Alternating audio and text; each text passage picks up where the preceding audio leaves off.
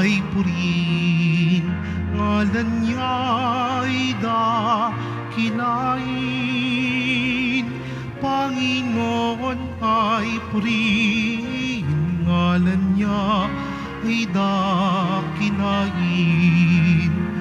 Panginoon, ikaw ang may likha ng langit, dagat at lupa, ng buwan, araw at mga bituin, tanang nilalang sa papawirin.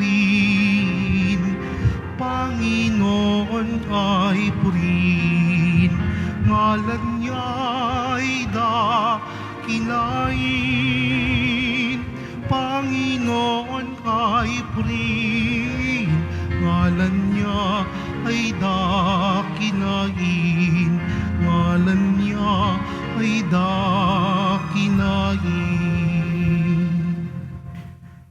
Sa ngalan ng Ama at ng Anak at ng Espiritu Santo. Amen. Ang pagpapala ng ating Panginoong Hesukristo, ang pag-ibig ng Diyos Ama, at ang pag-ipagkaisa ng Espiritu Santo ay laging sumainyong lahat. At sumaiyo rin. Mga kapatid, upang ipaghanda ang ating mga sarili para sa banal na pagdiriwang, taos puso natin aminin ang ating mga kasalanan at hilingin sa Panginoon ang kanyang pagpapatawad at habag. Lahat po inaamin ko sa makapangyarihang Diyos at sa inyo mga kapatid, lalo ba akong nagkasala sa isip, sa salita at sa gawa, at sa aking pagkukulang. Kaya isinasamo ko sa mahal na Birheng Maria, sa lahat ng mga anghel at mga banal, at sa inyo mga kapatid na ako'y panalangin sa Panginoong ating Diyos. Kaawaan tayo na makapangyarihang Diyos, patawarin tayo sa ating mga kasalanan at patnubayan sa buhay na walang hanggan. Amen. Panginoon, kaawaan mo kami. Panginoon, kaawaan mo kami. Kristo, kaawaan mo kami. Kristo, kaawaan mo kami. Panginoon, kaawaan mo kami. Panginoon, kaawaan mo kami. Manalangin tayo. Ama naming makapangyarihan, ang iyon nawang kagandahang loob ay manguna at sumubaybay sa aming pamumuhay ngayon at araw-araw upang kami itaguyod sa paninindigang gumawa ng kabutihan sa pamamagitan ni Hesukristo kasama ng Espiritu Santo magpasawalang hanggan. Amen. Magsiupo muna po tayong lahat. Ang simula ng sulat ni Apostol San Pablo sa mga taga-Roma. Mula kay Pablo na alipin ni Kristo Jesus, tinawag upang maging apostol at hinirang upang mangaral ng mabuting balita ng Diyos. Sa inyong lahat na minamahal ng Diyos na nangarian sa Roma, na tinawag upang maging mga banal. Sumainyo nawa ang pagpapala at kapayapaan mula sa Diyos na ating Ama at sa Panginoong Hesukristo. Ang mabuting balitang ito na ipinangako niya noon pang una sa pamamagitan ng mga propeta at nasasaad sa mga banal na kasulatan ay tungkol sa kanyang anak, ang ating Panginoong Hesukristo. Sa kanyang pagiging tao, siya'y ipinanganak mula sa lipi ni David at sa likas na kabanalan ng kanyang espiritu. Ipinahayag siyang anak ng Diyos sa pamamagitan ng makapangyarihang gawa, ang kanyang muling pagkabuhay. Sa pamamagitan niya, tinanggap namin sa Diyos ang kaloob na maging apostol upang ang lahat ng bansa ay akayin sa pananampalataya at pagsunod sa Kanya. Kabilang din kayo sa mga tinawag na maging tagasunod ni Hesukristo. Ang salita ng Diyos. Salamat sa Diyos. Ang Diyos na rin ang naghayag ng handog niyang pagliligtas. Ang Diyos na rin ang naghayag ng handog niyang pagliligtas. Umawit ng bagong awit at sa poon ay iyalay. Pagkat yaong ginawa niya ay kahangahangang tunay. Sa sariling lakas niya at taglay na kabanalan, walang hirap na natamo, yaong hangad na tagumpay. Ang Diyos na rin ang naghayag ng handog niyang pagliligtas. Ang tagumpay niyang ito'y siya na rin ang naghayag. Sa harap ng mga bansay, nahayag ang pagliligtas. Ang pangako sa Israel, lubos niyang tinutupad. Ang Diyos na rin ang naghayag ng handog niyang pagliligtas. Tapat siya sa kanila at ang pag-ibig ay wagas. Ang tagumpay ng ating Diyos kahit saan ay namalas. Magkaingay na may galak, yaong lahat sa daigdig. Ang poon ay buong galak na purihin sa pag-awit.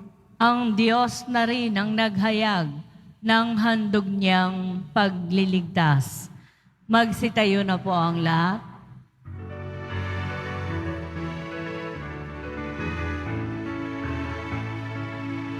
Hallelujah, Hallelujah,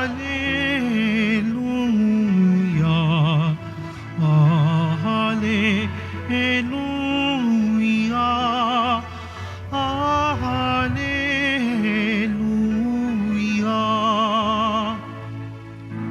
Dinggin ninyong lahat ngayon ang tinig ng Panginoon sa loob na mahinaon. Hallelujah, Hallelujah,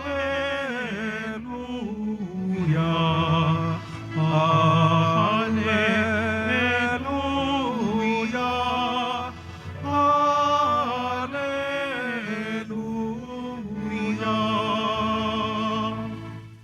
Sumainyo ang Panginoon. Ang mabuting balita ng Panginoon ayon kay San Lucas. Papuri sa iyo, Panginoon. Noong panahon iyon, samantalang dumarag sa mga tao, sinabi ni Jesus, napakasama ang lahing ito. Naghahanap sila ng palatandaan mula sa langit. Subalit, walang ipakikita sa kanila maliban sa palatandaang inilalarawan na mga nangyari kay Jonas. Kung paano naging isang palatandaan si Jonas sa mga taga Ninive, gayon din naman magiging isang palatandaan sa lahing ito ang anak ng tao.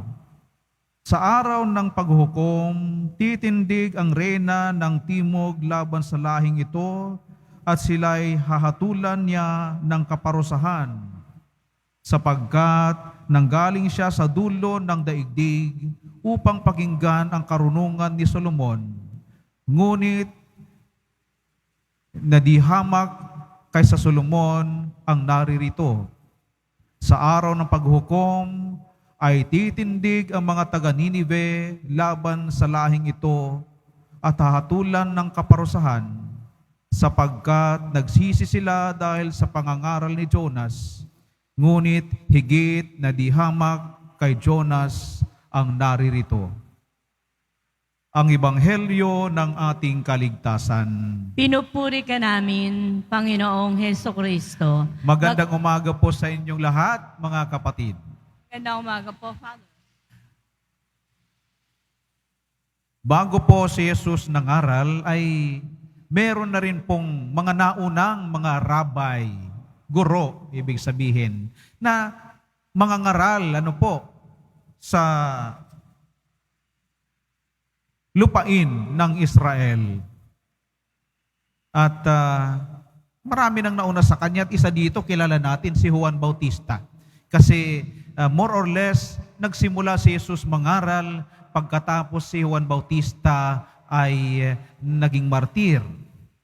At isa dito sa mga naunang mga ngaral o rabay na una kay Jesus ay ang pangalan ay Honi.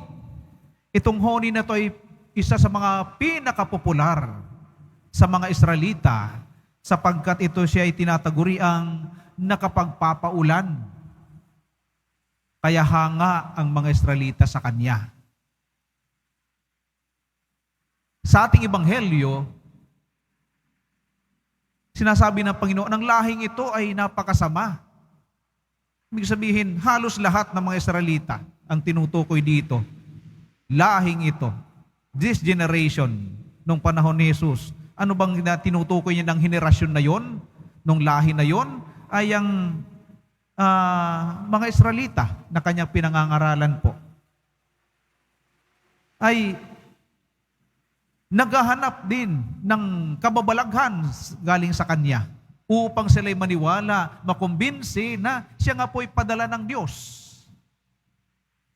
Ang ating pong ebanghelyo ngayon ay nasa, kaya nga po tiningnan ko, 11 kapitulo ng ebanghelyo ni Lucas. At kung ating pong babalikan ang mga nakaraang kapitulo, ay mababasa po natin na marami-rami na pong ginawa ang Panginoon ng mga himala, kababalaghan. Marami siyang mga pinagaling na mga may sakit. Isa dito yung binang babae ni Pedro at ang nag-aagaw buhay na alipin ng senturyon. Marami siyang mga pinagaling na may ketong, pinalayas ng mga demonyo sa mga inaalihan nito sa mga nakaraang kapitulo. Ibig sabihin, ng mga nakaraang araw ng pangangaral ni Jesus sa mga Israelita, meron na silang mga nakita, narinig na nagawa ang Panginoon, pagpapagaling, mga himala, pagpalayas ng demonyo. Subalit, lahat ng ito ay para sa kanila, wala pa ring dating. Sa katunayan, nung siya'y magpalayas ng demonyo, inakusahan pa siyang nagpapalayas ng demonyo sa mamagitan ng prinsipe ng demonyo. Ano po? Ibig sabihin, kahit anong gawin niya, ay itong mga tao, sarado talaga ang utak sa katotohanan. Kaya sa kanilang kahilingan na gumawa at magpakita si Jesus ng himala, hindi po si Jesus tumugon. Bagkos, kanya pong ipinaalaala ang dalawang kwento ng taong kilalang kilala ng mga Israelita. Si Solomon, anak ni David, na naging hari din po ng Israel, na siyang nagtayo ng templo ng Jerusalem. Kilala yan siya. At kilala ring punong-puno ng karunungan at tinataguri ang pantas. Kahit nga ang reyna ng Timog ng Sheba ay nagtungo kay Solomon upang makinig sa kanya sapagkat punong-puno siya ng karunungan.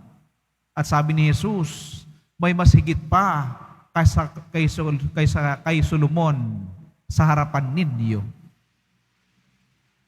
Sinasabi ng Panginoon, hindi lang sinabi ng Panginoon, mas higit pa sana ako kung inyo lang napapansin at kung inyo lang pong tinatanggap ang aking mga sinasabi. Na sinasabi ng Panginoon, ang kanyang pangangaral ay mas puno pa ng karunungan kaysa pangangaral ni Solomon. Kaya nga may mas higit pa kaysa kay Solomon sa inyong harapan. Ang pangalawang taong binabanggit ng Panginoon ay popular din po sa mga Israelita. Si Propeta Jonas. Si Propeta Jonas ay naging sanhi ng pagbabago ng mga taga-Ninive. Pagkatapos siyang 3 araw at 3 gabi sa tiyan ng malaking isda, siya'y isinuka sa baybayin ng Ninive at siya'y napilitang mangaral. At sa kanyang pangangaral, bagamat siya napipilitan lamang, ay ang mga taga Ninive na nalululong sa lahat ng anumang immoral na gawain, ay nanikluhod, nagbago at nag-ayuno at nagbalik sa Panginoon sa pamamagitan ni Jonas.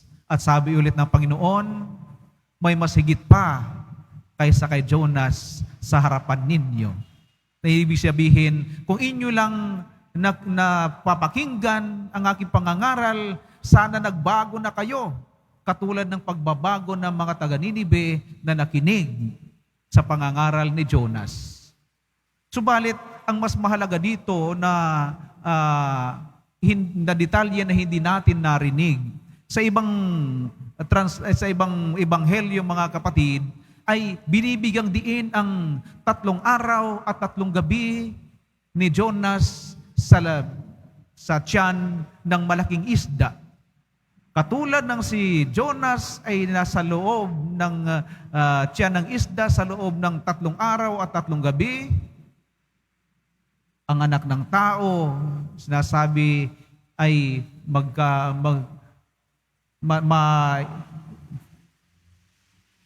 nasa ilalim din ng lupa sa loob ng 3 araw at 3 gabi. At yon ang pinakamalaking himala. Naging himala kay Jonas na siya'y bagamat nilunok ng malaking isda, ay buhay pa rin at nakapangaral. Si Jesus, bagamat namatay, inilibing, buhay pa rin at nangaral, naging sanhi ng pagbabago ng marami.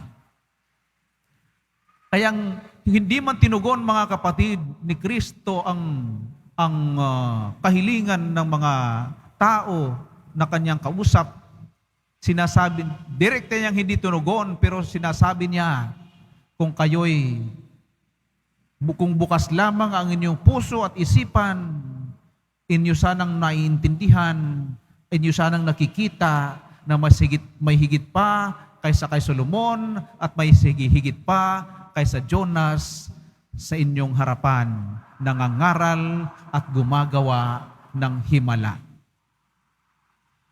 Paminsan-minsan o kaya kalimitan, marami po sa ating mga Katoliko ang naghahanap din po ng himala. Kahit hindi niyo po aminin, ano po, gas-gas na po yung tugtugin. Alam po yan lahat, kahit na mga paslit, na pagka may magpapakasal, ang iba, Panginoon, bigyan niyo po ako ng palatandaan na siya na po ang aking magiging katambal habang buhay. Pagka sumimplang, Diyos ang sisisihin. Ano pa? Bigyan po ako palatandaan na ako'y tinatawag mo maglingkod ng simbahan. Mga palatandaan. Ano bang palatandaan ang ating hinihintay, mga kapatid? Kaya dito sa ating ebanghelyo, ang lahat ng palatandaan ay nandyan na sa Biblia. Ang pinakadakilang palatandaan sa Biblia ay pinangangaral din ng simbahan. At lahat ng pinakadakilang himala ay ginawa na ni Jesus, ang muli siyang nabuhay sa mga patay. Yan ang pinakamalaking himala. Huwag na tayong hihingi pa ng himala.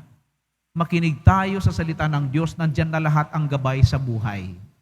Tingnan natin ang muling pagkabuhay ni Kristo na naging buhay nating lahat. Yan ang pinakadakilang himala na wala na tayong ibang hihingin pa.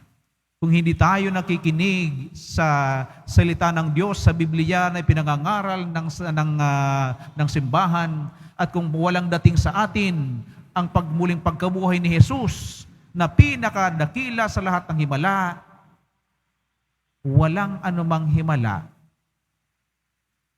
na mas ating pang papansinin at paniniwalaan.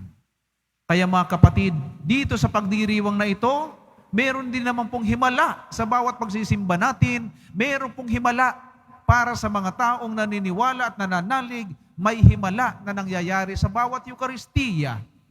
Ang simpleng alak ay naging dugo ni Kristo at ang simpleng tinapay, ostya, ay naging katawan ni Kristo. Kung sa taong hindi naniniwala, yan ay alak at ostya pa rin. Pero sa taong may paniniwala, yan ay katawan at dugo ni Kristo pagkatapos ito na konsekrahan. Sana po maging buo ang ating puso at isipan sa pakikinig sa salita ng Diyos na pinangangaral ng simbahan. Sana po maging buo ang ating puso at isipan sa pananalig na ang pinakadakilang himala ay ang pagkabuhay ni Kristo na siyang sanhi ng ating muling pagkabuhay.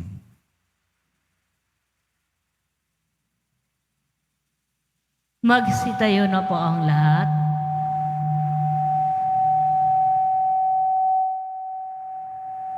Mga kapatid,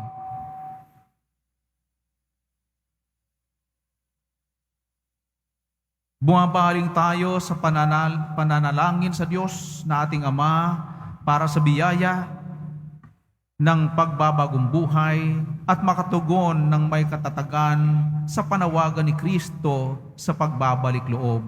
Ang ating pong tugon, Diyos ng mga simbolo at mga himala, basbasan mo kami. Diyos ng mga simbolo at mga himala, basbasan mo kami. Ang mga puso ng lahat ng lalaki at babae naway mapanumbalik sa Panginoon na tumatawag sa daigdig na sa pagsisisi. Manalangin tayo. Diyos ng mga simbolo at mga himala, basbasan mo kami. At tinawang tanggapin ang buong mensahe ng Ebanghelyo, pati na ang mga salitang bumibigkas ng pagsubok at krus sa buhay. Manalangin tayo. Diyos ng mga simbolo at mga himala, basbasan mo kami. Katulad ng mga mamamayan ng Ninibe, naway itakwil natin ang mga masamang pamumuhay at bumaling tayo sa Diyos ng buong pagpapakumbaba at nagsisising espiritu. Manalangin tayo. Diyos ng mga simbolo at mga himala, basbasan mo kami. Ang mga may sakit at matatanda, naway makatagpo ng kasiguruhan at pagmamahal mula sa mga nag-aaruga sa kanila. Manalangin tayo. Diyos ng mga simbolo at mga himala, basbasan mo kami. Ang mga yumao, naway tumanggap ng kapayapaan at kaligayahan sa kaharian ng Diyos. Manalangin tayo. Diyos ng mga simbolo at mga himala, basbasan mo kami. Ama ng lahat, ibinigay mo sa amin ang tanda ni Jonas upang pangunahang ipahayag ang pagdating ng iyong anak. Mula sa walang hanggang niloob mo ang kanyang muling pagkabuhay. Isama mo nawa kami sa kanya magpakailanman, sa mamagitan ni Kristo na aming Panginoon. Amen. Magsiupo muna po ang lahat.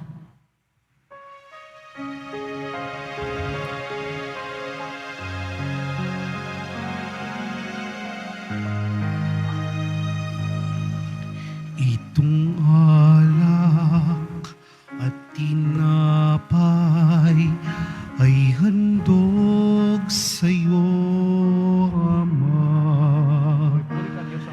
Ito'y bunga ng amin, gawang iyong pinagpala.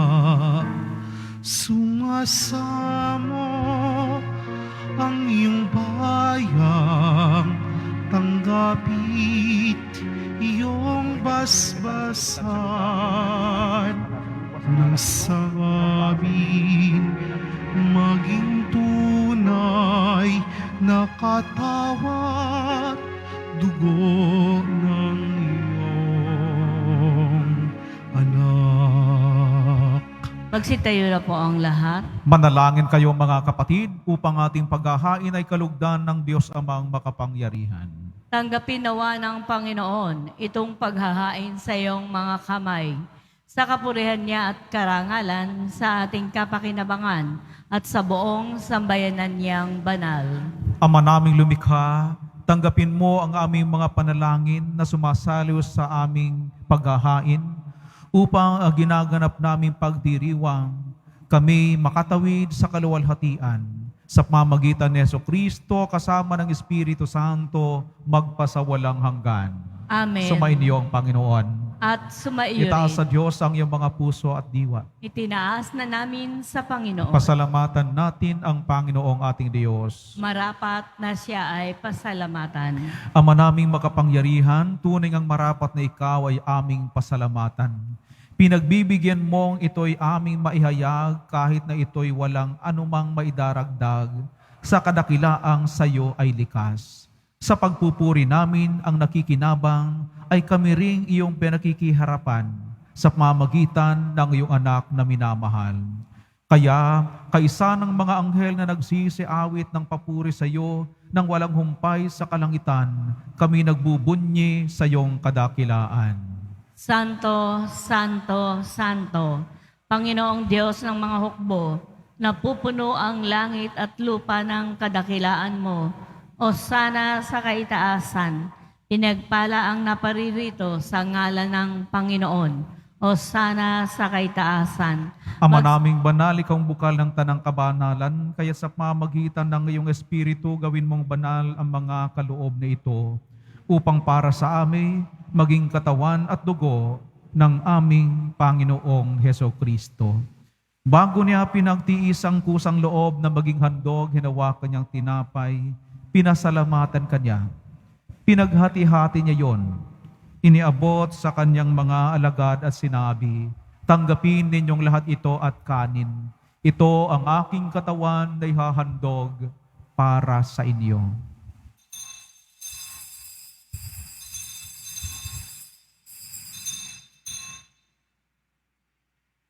Gayon din naman nung matapos ang hapunan, hinawakan niya ang kalis, muli kanyang pinasalamatan.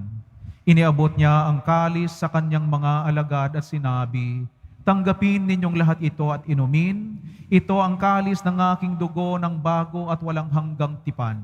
Ang aking dugo ni bubuhos para sa inyo at para sa lahat sa ikapagpapatawad ng mga kasalanan. Gawin ninyo to sa pag-alaala sa akin.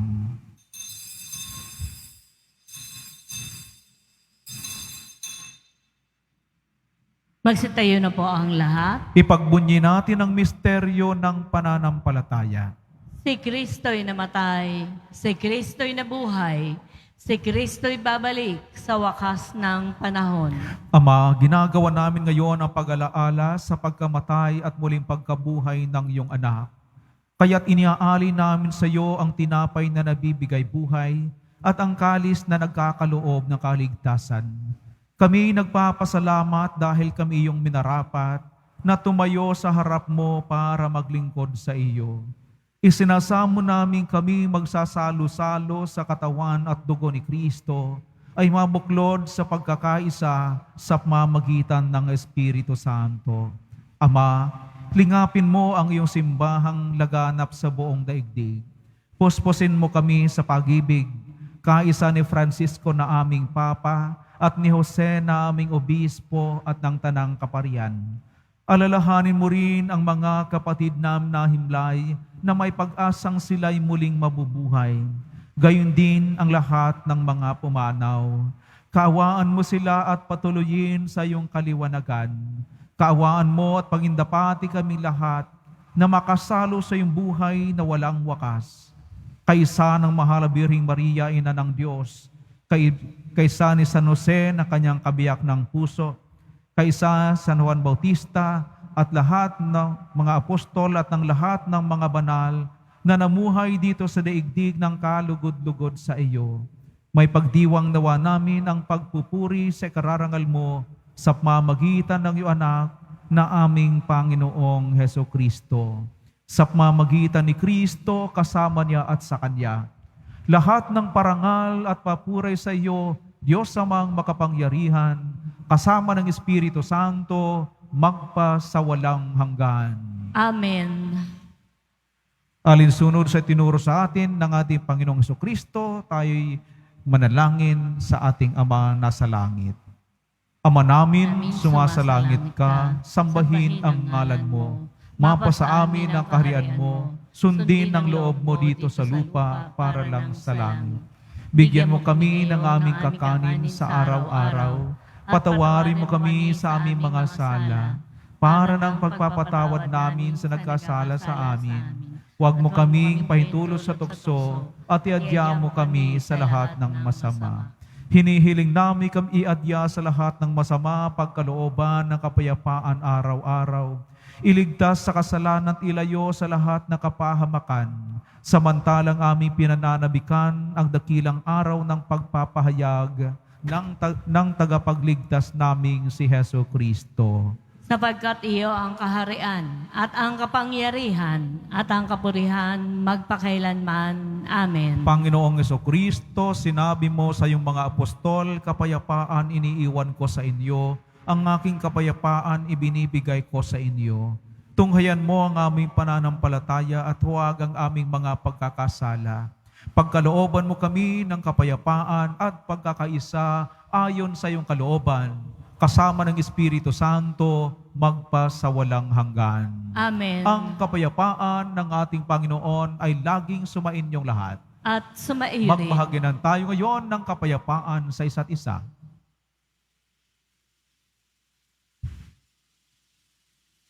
Kordero ng Diyos na nag-aalis ng mga kasalanan ng sanlibutan, maawa ka sa amin. Kordero ng Diyos na nag-aalis ng mga kasalanan ng sanlibutan, maawa ka sa amin. Kordero ng Diyos na nag-aalis ng mga kasalanan ng sanlibutan, ipagkaloob mo sa amin ang kapayapaan. Magsiluhod po ang lahat.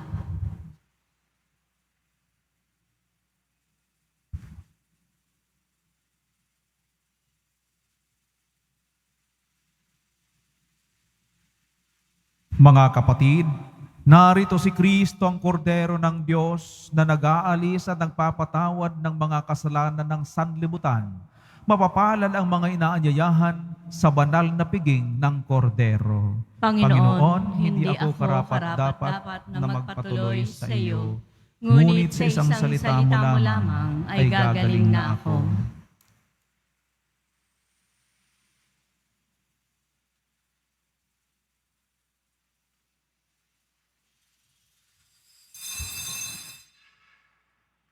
Para po sa lahat ng tatanggap ng banal na komunyon, sasagot po tayo ng amen. Pagkasabi po ng pare o ng lay minister ng katawan ni Kristo, at isubo po agad sa bibig bago umalis sa harapan ng pare o lay ministers. Sumunod po tayo at maraming salamat po.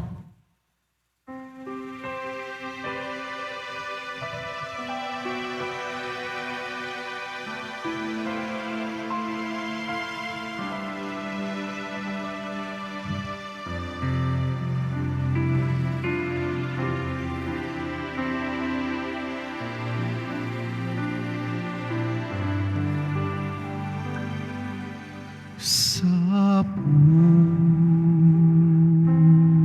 puso kong umiibig, walang nananaig, kundi akong pananalig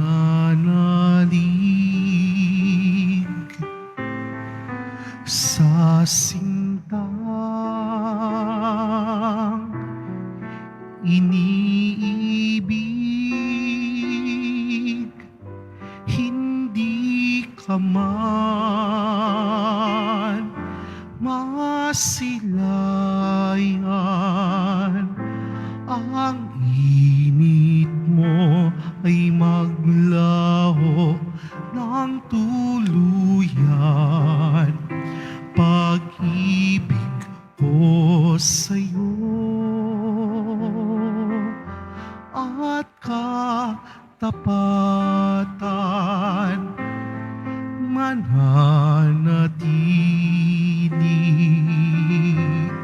kailan paman.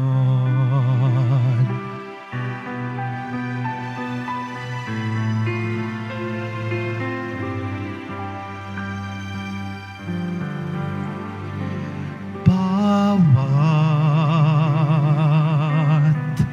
tako'y nalulumbay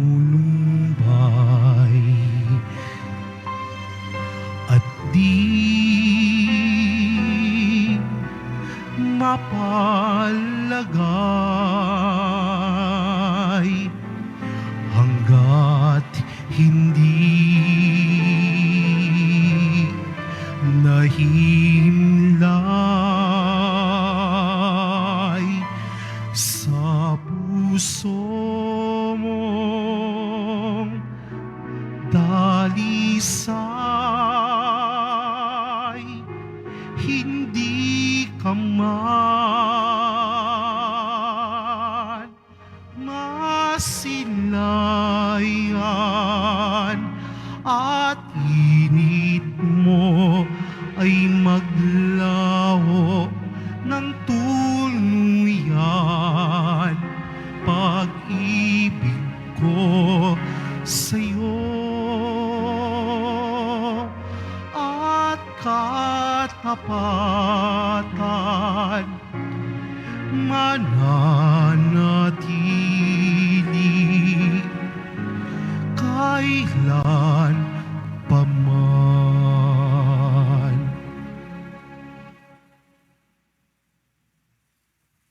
Announcement. Available na po ang ating mga All Souls envelope sa mga nagnanais. Maaari po kayong kumuha malapit sa mga pintuan ng ating simbahan o sa information card. Isulat lamang po ang mga pangalan ng mga kamag-anak, kaibigan, at mga kakilalang namayapa o sumakabilang buhay na. At sa buong buwan po ng Nobyembre, ito po ay isasama sa lahat ng misa na nagaganap sa ating simbahan. At mga paalala po sa mga nagsisimba, pagkatapos po ng misa, wiwisikan po ang lahat ng banal na tubig. Pinakikiusapan po ang lahat na manatili lamang muna sa inyong mga lugar. At tanging sa Quezon Boulevard o sa Plaza San Juan lamang po ang labasan ng lahat. Sumunod po tayo at maraming salamat po sa inyong pagdalaw at pagsisimba sa Basilica Menor at Pambansang Dambana ni Jesus Nazareno. Magsitayo na po ang lahat. Manalangin tayo. Ama naming mapagmahal, ngayong kami iyong pinapakinabang sa katawan at dugong banal, iniluluhog namin sa dakilang mong kabutihan sa tanan, na kami gawin mong kasalo sa iyong buhay, sa pamamagitan ni Jesucristo kasama ng Espiritu Santo, magpasawalang hanggan. Amen. Sumainyo ang Panginoon. At sumaiyo rin. Mahal na po ang Jesus Nazareno, inahayag mo sa pamamagitan ng krus ang walang maliw na pag-ibig ng Diyos sa sangkatauhan. Pakinggan mo ang kahilingan ng iyong angkan na nagsusumamo sa iyo. Makamtanawa nila ang iyong katugunan at tanggapin ang kasagutan na may utang na loob na tinatanaw. Basbasan din po ninyo ang mga daladalang nilang mga imahen at dasalan. Sa mamagitan ng bendisyon na ito, naway maalaala nila ang pangako nila noon sa binyag na ikaw ay kanilang iibigin at paglilingkuran bilang Panginoon magpasawalang hanggan. Amen. At pagpalain kayong lahat ng makapangyarihang Diyos ng Ama at Anak at Espiritu Santo. Amen. Humayo kayong taglay ang kapayapaan ng Poong Jesus Nazareno. Salamat sa Diyos.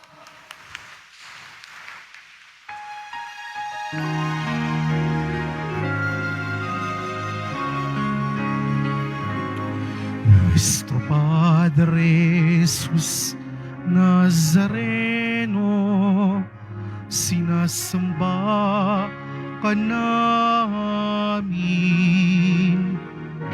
pinipintuho ka namin, aral mo ang aming buhay at kaligtasan. kaligtasan, Nuestro Padre Jesus Nazareno, iligtas mo kami sa kasalanan.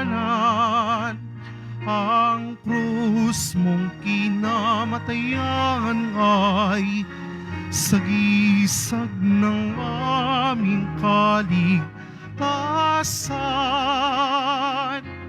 Nuestro Padre Jesus Nazareno, dinarangal ka namin. Nuestro Padre Jesus Nazareno, ninulwalhati ka namin.